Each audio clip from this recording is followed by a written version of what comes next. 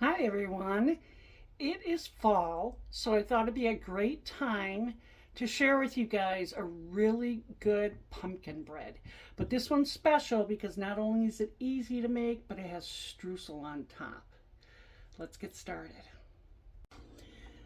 Okay, to start with, you're going to want to turn your oven on, get it preheated to 350, and then prepare your loaf pan either by greasing in flour or use baking spray. And so put that aside. So first we're going to do our streusel. You're going to melt a quarter cup of butter, and then you're going to be adding in a quarter cup of packed brown sugar, a half a cup of flour, 2 tablespoons of white sugar, and then a half a teaspoon of cinnamon, and then like a dash of nutmeg. So we're just going to get that all mixed in. I apologize for the scene here. I have a tiny galley kitchen, and I am in the process of moving, so I've been packing, and there are boxes and stuff everywhere. And I'm sure a lot of you can really get that. You know, you've moved too, you can understand what that's like. So we're gonna get this into crumbles, of course, but because the butter is soft, it's not going to crumble as well as if well, it's melted, but if it were soft. So we're going to get it to get, you could use a pastry cutter with this too. It'd probably be easier. I probably should have grabbed mine because it's not packed away yet, but we're just going to keep mixing it all here until it's all incorporated, which it's getting there. I think my brown sugar wasn't as soft as it could have been, but that's okay. We'll make it work.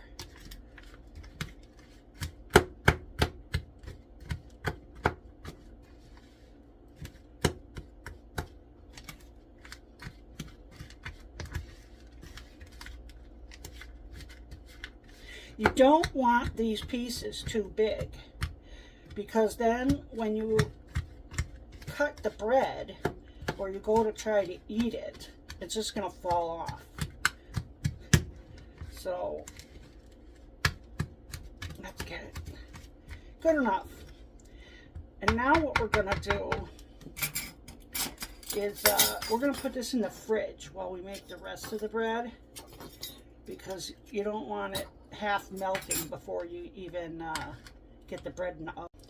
Okay, so the next step is we're going to get all of our wet ingredients together, and you're going to start with a 15-ounce can of pure pumpkin. Don't get pumpkin pie filling, get the pure pureed pumpkin. We're just going to get that in a bowl. If you made fresh pumpkin, oh, by all means, go ahead and use that. Probably want about 2 cups. I've done that plenty of times myself, making pies and breads with fresh pumpkin because it's just so good. But yeah, that's not going to happen this year. There we go. Next, we're going to put in, a half a cup of sour cream. I'm eyeballing it, but that's about good. Then we're going to add to that 1 cup of white sugar, a half a cup of packed brown sugar, which, there we go. We're going to use a half a cup of oil. Now I'm using avocado oil. You can use whatever you like, whatever you happen to have on hand. And then to that we're going to add 2 eggs. And lastly, vanilla, about a teaspoon.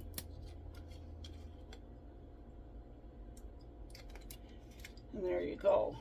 Now we're going to get this all mixed up.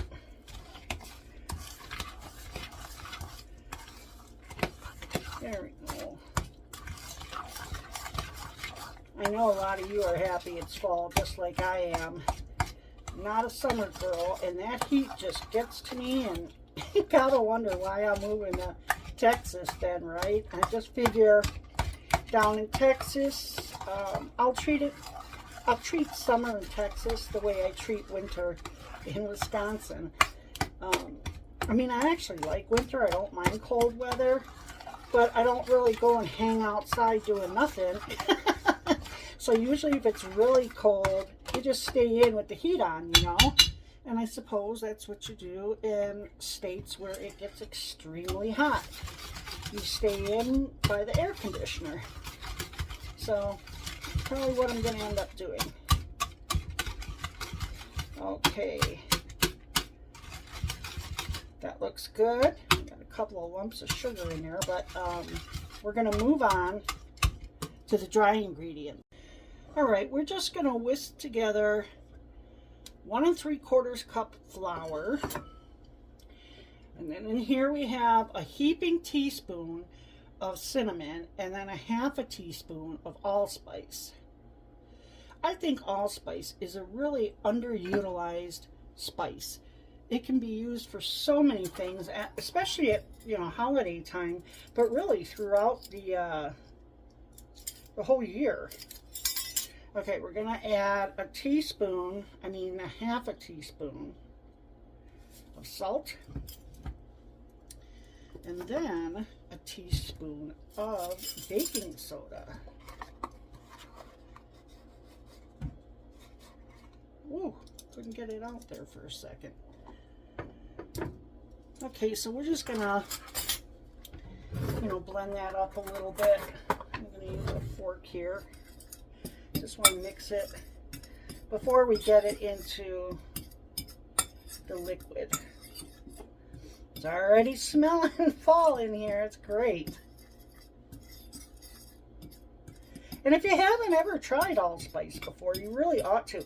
It's its own spice, but it does take on the flavors of cinnamon, nutmeg, maybe a little clove or black pepper in there. It's just wonderful. Okay, now we're going to mix them.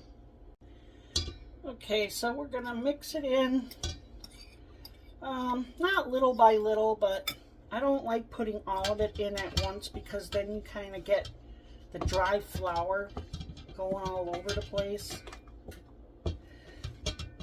So I put in a little less than half.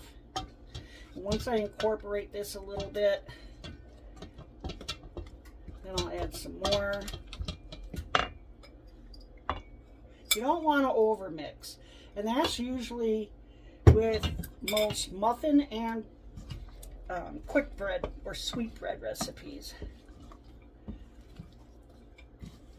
You just want to get it so, you know, that flour mixture is in there. And it's okay if there's a few little lumps. You don't have to worry about this. It's not a cake.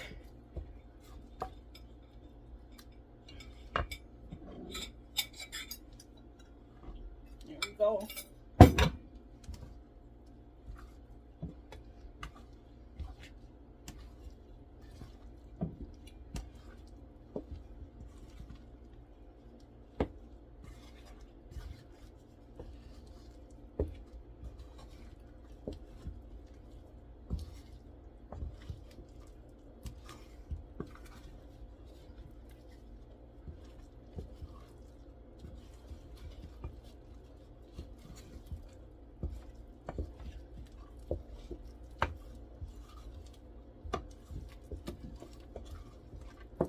Okay, let's get it in the pan.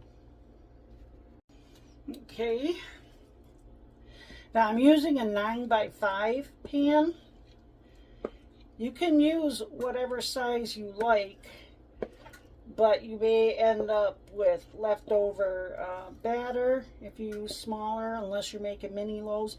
And you most certainly will have to adjust your baking time. But I'm sure you can figure it out.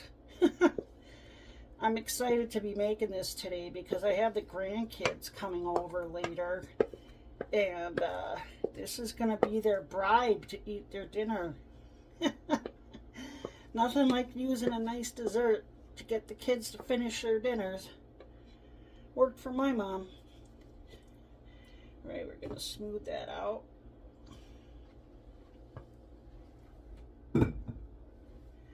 Now we'll add our streusel. And it did, boy, it sure got cold real quick in that fridge, which is good because we didn't want it melty ahead of time. Sure is a lot. Oh, but it's going to be worth it. Now, when you get this in the oven, you're going to want to bake this, I'd say, for about 55 minutes. But everybody's ovens are different. So I would suggest checking it at about, to start with, 40 or 45 minutes. And, you know, it's the same as for cakes and a whole lot of other stuff. You just take your toothpick, and if it's clean, then it's done. Or just, you know, if it has just a couple small crumbs. But if it's not, it needs to stay in there a bit longer. So let's go ahead and do that, and I will get back to you when I take it out. Okay, you guys, it is finally done. I just took it out of the oven, and now you're going to want to put it on a cooling rack for about 15 minutes or so before you try to take it out of the pan. Otherwise, it'll fall apart. But I really screwed up on the time. Do not listen to that 55 minutes. This is going to take you between 60 and 75 minutes. I can't believe I messed that up so bad, but yeah, it's a little bit longer than I planned on, but it looks beautiful. Okay, it is all done and looking fabulous. I can't wait to try a taste of this. The streusel is very, oh geez, I knocked it off. It's very crispy, crunchy, perfect, whereas this is nice and soft and moist the way it should be. So anyhow, you guys, don't worry about all the ingredients and measurements. If you didn't catch them, you don't have to write them down. It will all be in the description below. I hope you guys make it. I hope you enjoy it. And I hope you have a great weekend, too. It was nice talking to you. And you, take care.